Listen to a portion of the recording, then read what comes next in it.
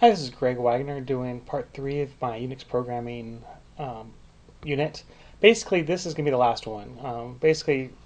You kind of learn your basic commands, know how to use Unix or Emacs, and then be able to do shell scripts. And then basically, you can kind of pick up all the other Unix stuff you need yourself. But if you have any questions, please just message me on the comments or email me, and I'll be happy to answer your questions. So basically, this one is basically just to understand what shell scripts are, and kind of in a bootstrap or kind of in a nutshell.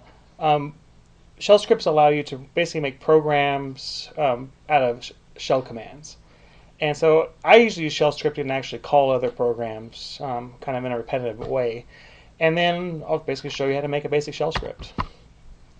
So basically, what a shell script is, again, is make an executable program from Unix commands.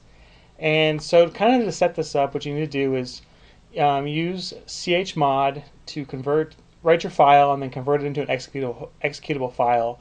And you can watch my other videos how to do that. And when I do the demo, I'll show you how to do that as well. And then basically to make something a shell script is you open up a text document, give it a name, and then the first line put a shebang, which is the pound sign and a exclamation mark, also called a bang. And the pound sign in scripts, for most scripts, like if you program in Python, stuff like that, is for comments. So basically it says, okay, most of the time if it runs this any other program, it'll see it as a comment. But specifically, if you run it as an executable in Bash, it will say, okay, this is a Bash script. I'm going to run this as a program. Bash script, normally I would use Emacs or some other better text editor. But just so you guys can all see this on one screen, I'm going to use Pico, which is kind of a rudimentary text editor. And actually, a lot of my students use that as an Emacs for kind of simple stuff because it's easier. And I use this stuff for, we may have a unit on cron. I use it for cron and stuff like that.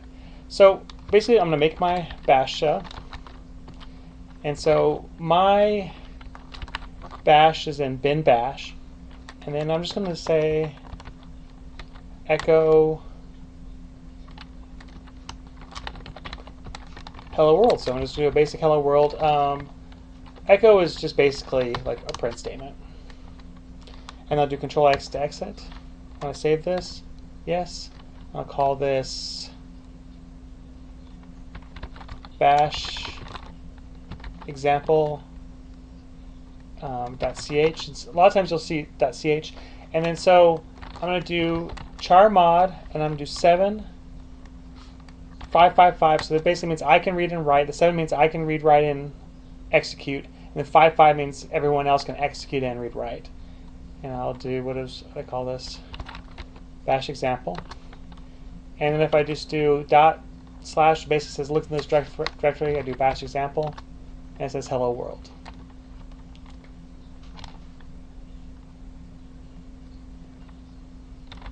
And then so if you look at the code again,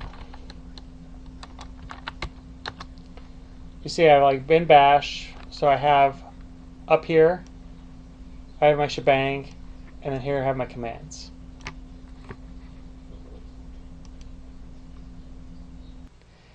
And so the first thing you need to do is you can run basic commands, and so for run basic commands, so basic program, you need to have variables. So to define a variable, in Bash, you basically just give it a variable name and put equal signs whatever value you want.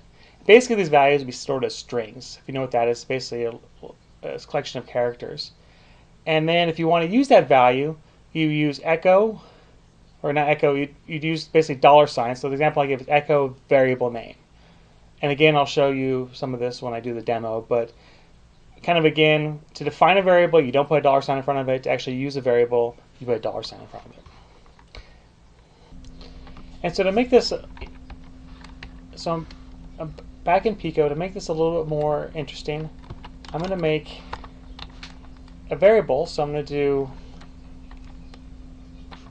I'll do name equals Greg, and then I'll change this to hello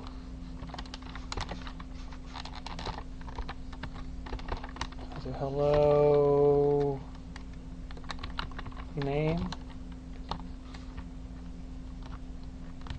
and I can Control O to exit, and exit. And you see there it has $name, and the reason why that is because I have single quotes. So if I do double quotes here, exit, so yes, save, you can see it does hello Greg. Now also, I didn't mention this in the PowerPoint presentation, but you can also take in commands. So what I'm going to do is, if you do a $ and a number, that's going to be the first argument. So if I do $1 and then control, so I do yes, and then I do this, and I do Greg. I'll say hello Greg. So if you look at this again, you can see the $1 is the first example, and I have this is my command, and then the $1 represents this value.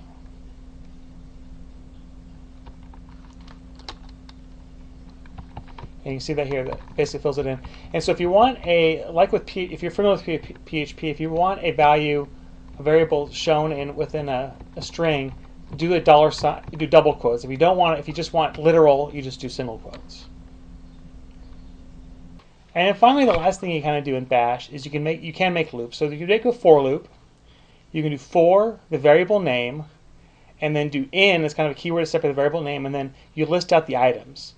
And so you can actually list them out individually. I do this a lot if I want to run a bunch of different programs. I'll just kind of put them in single quotes and then just kind of call them off one by one. And then the variable name, this is defined if you want to actually use it, and I'll show this again when I demo the code. You do a $sign in front of it. And so you can basically just list items, like I said, or also if you want to increment items, you put a brace, the start point, dot, dot, and then the end point. This will increment by ones. And then the final part I'm going to do is just kind of show you how a for loop would work. So I'm going to do for, I'll just call this name, in, and I'll do Greg, Kyle, and no commas, and my sister's name, Nikki, do, done, and then change this to name.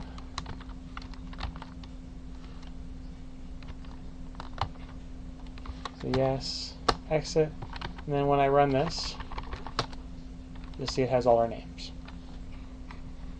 So I hope you enjoyed this video, and I hope you click on other videos, and if you have any comments for me, please leave them in the comment box.